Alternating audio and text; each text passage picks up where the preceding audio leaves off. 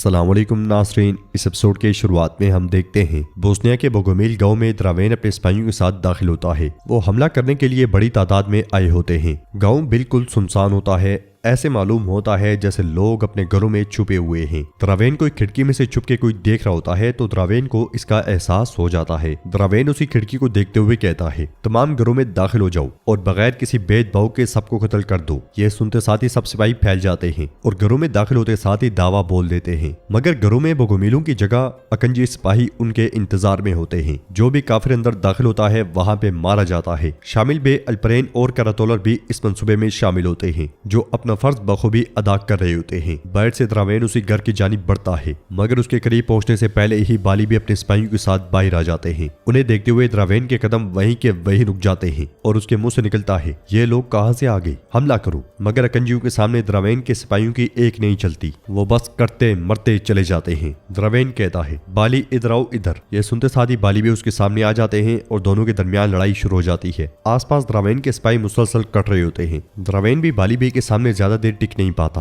बाली बे उससे कहते हैं, तुम दोगान का नसीब थे मगर मुझे नसीब हो गए। ये कहते साथ ही बाली बे उस पे हमला कर देते हैं। पहला वार उसकी टांग पे करते हुए कहते हैं, ये कंतुराली के लिए है। फिर अगला वार उसकी दूसरी टांग पे करते हुए कहते हैं, ये दोगान के लिए है। टांगे जख्मी होने पे द्रावेन घुटनों के बल गिर जाता है। बाली बे का अगला हमला उसकी तलवार गिरा देता है और बाली बे एक पल भी जाया किए बगैर उसकी गर्दन काट डालते हैं। और इस तरह अपने भाई जुस्तुनियानी का इंतकाम लेने के लिए आने वाला द्रावेन जल्दी मारा जाता है बगैर कोई नुकसान किए। द्रावेन को जहन्नुम वासिल करने के बाद बाली बे कहते हैं, और ये जान से जाने वाले हमारे तमाम शहीदों के लिए। सिपाही भी सबका सफाया करने के बाद बाली बे के पास आ जाते हैं। वहां पे अकंजियों का परचम लहरा दिया जाता है। उनके बिल्कुल सामने रोज बहादुर पाशा के साथ खड़ी होती है और उनसे कहती है, मैं आपका जितना शुक्रिया अदा कर लूं कम है। बाली बे सिपाहियों के साथ उनकी जानिब बढ़ते हैं तो रोज उस लम्हे को याद करती है जब चर्च में वो लोगों से कह रही थी, मेरी माँ ने आज शाम फौजियों को कत्लेआम का हुक्म दिया है। पूरे गाँव का जमा होकर यहाँ से भाग जाना लाजमी है। उनकी सरबराही द्रावेन करेगा, वो किसी को जिंदा नहीं छोड़ेगा। सब लोग लड़ने की जिद कर रहे थे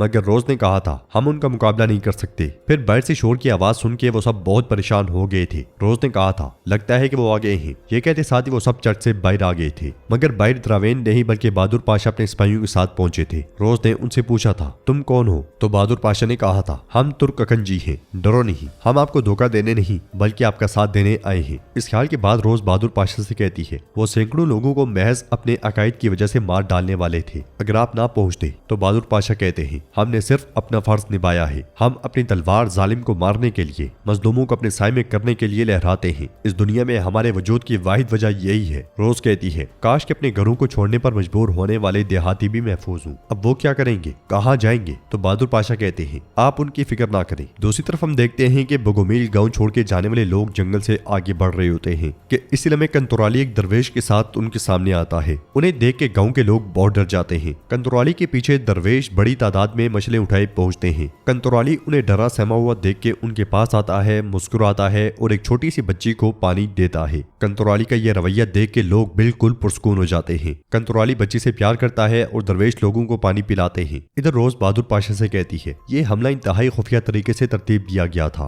आपको इसके बारे में कैसे पता चला? तो बहादुर पाशा उसे कहते हैं, विलाद तैपिश ने हमें इसकी खबर की। ये सुनते साथ ही रोज चौंक जाती है और कहती है, विलाद तैपिश, मुझे इसकी तवक्को करनी चाहिए थी। बहादुर पाशा हैरानगी से कहते हैं, तुमने ऐसा क्यों कहा है? तो रोज कहती है, जब वो महल में था वो अक्सर बोगोमिल की तारीफ करता था। अब मैं समझ गई हूँ कि उसका क्या इरादा था। वो शुरू से ही आपके लिए काम कर रहा था। अब मेरे जाने का वक्त हो गया है। मैं हर चीज के लिए आपकी शुक्रगुजार हूँ। मैं आपकी ये नेकी कभी नहीं भूलूंगी। वो जाने लगती है कि बहादुर पाशा उससे कहते हैं, वो आपको अब उस महल में नहीं रहने देंगे। अब इस वाक़े के बाद इम्कान है कि आपके बोगोमिल के पैरोकार होने का इंकिशाफ होगा। रोज कहती है, बोस्निया वो सरजमीन है जहाँ मैं पली बढ़ी हूँ। यकीनन मुझे ऐसी जगह मिल जाएगी जहाँ मैं जड़ें पकड़ूंगी। बहादुर पाशा उसे कहते हैं, ये लोग हर उस जड़ को उखाड़ फेंकते हैं जो उनसे मुशाबहत नहीं रखती। आप मेरे साथ कुस्तुनतुनिया चलें। इसके अलावा हमारे सुल्तान तक आने वाली खबर शहाबुद्दीन पाशा को कत्ल करने वाले बोगोमिल के लोग थे इस तरह पहुंची है। मेरे साथ हमारे सुल्तान के पास चलें और सच बताएं। उनसे कहें ताकि दीगर मासूम लोगों के साथ कुछ बुरा ना हो। ये सुन के रोज परेशान होते हुए रुक जाती है। नाजरीन, इसके बाद हम देखते हैं कि जानिसरी के ओजाक में नए आगा के लिए एक तकरीब लगी होती है। दरबान की کی آواز کے ساتھ سلطان وہاں داخل ہوتے ہیں اور سیدھا سامنے تخت پہ جا بیٹھتے ہیں۔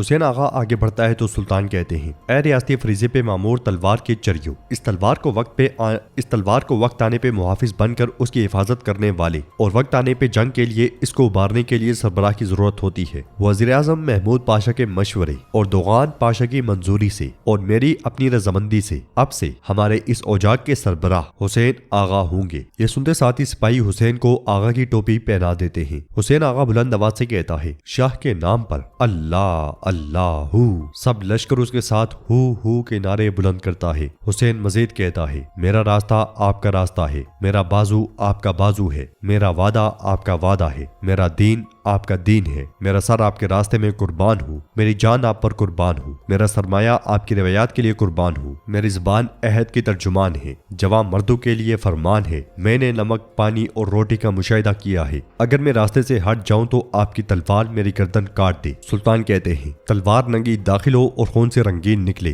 حسین کہتا ہے، میں اپنی ہی تلوار سے مارا جاؤں، زمین کی طرح ملیا میٹ ہو جاؤں، مٹی کی طرح بکھر جاؤں۔ سلطان کے اشارے پہ حسین سلطان کے پاس آتا ہے، وہ چوغا چومنے ہی لگتا ہے کہ سلطان چوغا پیچھے کر لیتے ہیں، ہاتھ آگے بڑھاتے ہیں، حسین ہاتھ چومنے لگتا ہے کہ سلطان ہاتھ بھی پیچھے کر لیتے ہیں اور پھر مٹھی بنا کے ہاتھ اس کے سامنے کر دیتے ہیں۔ حسین مٹھی کو چومتا ہے۔ سلطان نے اسے عہدہ تو دیا ہے مگر پورے غیظ و غضب سے اسے دیکھ رہے ہوتے ہیں۔ دوسری طرف بادشاہ اسٹیفن ولاد اور سپاہیوں کے ساتھ بوگومیل گاؤں پہنچتا ہے۔ سپاہی لاشیں اٹھانے لگ جاتے ہیں۔ وہاں لگا ہوا اکنجی جھنڈا یہ پیغام دے رہا ہوتا ہے کہ یہ حملہ کرنے والے اکنجی ہیں۔ دراوین کے پاس بیٹھتے ہوئے ولاد کہتا ہے، جستنیانی دراوین جستنیانی، دوغان نے نیت کی رئیس کے نصیب میں آیا۔ یہ کہتے ساتھ ہی دراوین اس کی آنکھیں بند کر دیتا ہے، پھر سپاہیوں سے کہتا ہے، اسے اصول کے مطابق دفن کیا جائے گا۔ اسٹیفن ولاد کے ساتھ آگے بڑھتے ہوئے کہتا ہے، یہ حسین آغا، مجھے اندازہ ہے کہ وہ تمہارا وفادار ہے۔ اچھا تو وزیر اعظم محمود پاشا کے ساتھ اس کی کہانی کیا ہے؟ تو ولاد کہتا ہے، کیا تم میخائیلو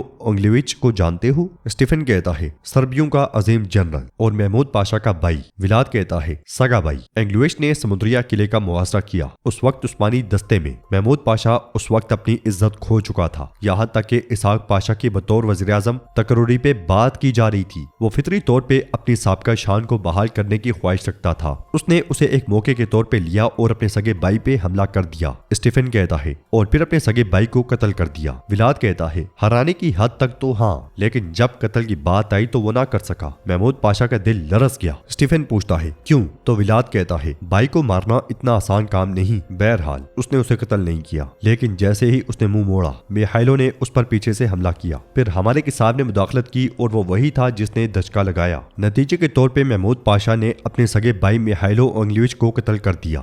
اس دن سے ہمارے صاحب نے اپنے لیے ایک بھائی چنا۔ اسٹیفن کہتا ہے، اور وہ یہ حسین ہے۔ ہاں، وہ شروع سے ہی تمہارا وفادار ساتھی ہے۔ ولاد کہتا ہے، صرف میرے ساتھ معاملہ اس سے بھی زیادہ پیچیدہ ہے جتنا کہ نظر آتا ہے بادشاہ۔ بوسنیا مہم سلطان محمد فاتح کے لیے طویل ترین مہم ہوگی۔ ناظرین، اس کے بعد ہم دیکھتے ہیں کہ اسلام بول میں حسین آغا کبوتر خانے کھڑا ہوتا ہے۔ وہ کبوتر میں خبر ڈال کے اسے اڑانے ہی لگتا ہے کہ محمود پاشا وہاں پہنچتے ہیں۔ محمود پاشا کو دیکھتے ساتھ ہی وہ خبر انہیں دے دیتا ہے اور کہتا ہے، پیغام تیار ہے پاشا۔ خبر لیتے ہوئے محمود پاشا کہتے ہیں، ذرا مجھے دیکھنے دو کہ تم نے کیا لکھا ہے۔ خبر میں لکھا ہوتا ہے، میں تمہیں یہ خط سمندریا کے سردار اعلیٰ کی حیثیت سے نہیں، جانیسری کے لشکر کے آغا کے طور پہ لکھ رہا ہوں۔ ہر کوئی ہمارے جال میں پھنس گیا ہے، میں آپ کے احکامات کا منتظر ہوں ولاد، آپ کا وفادار خادم حسین۔ خط پڑھنے کے بعد محمود پاشا ہنسنے لگ جاتے ہیں کہ اسی لمحے ایک طرف سے سلطان سامنے آتے ہیں۔ سلطان کو دیکھتے ساتھ ہی وہ ایک دم سیدھے ہو کے کھڑے ہو جاتے ہیں۔ سلطان کہتے ہیں، جی ہاں، بلکہ یہ بہترین ہو گیا ہے محمود پاشا، اسے جلد از جلد پہنچا دو۔ حسین، تم نے اچھا کام کیا ہے، تمہاری بدولت ولاد یہ سمجھ رہا ہے کہ جانیسری میں اس کا آدمی موجود ہے۔ حسین کہتا ہے، آپ مجھے جو حکم دیں گے میں اسے بجا لاؤں گا سلطان معظم۔ یہ سنتے ساتھ ہی سلطان آگے بڑھ جاتے ہیں۔ محمود پاشا مسکراتے ہوئے حسین کو دیکھتے ہیں۔ آگے بڑھتے ہوئے سلطان کی آواز گونجتی ہے، اس دنیا میں ہر کوئی کھیل کھیل رہا ہے،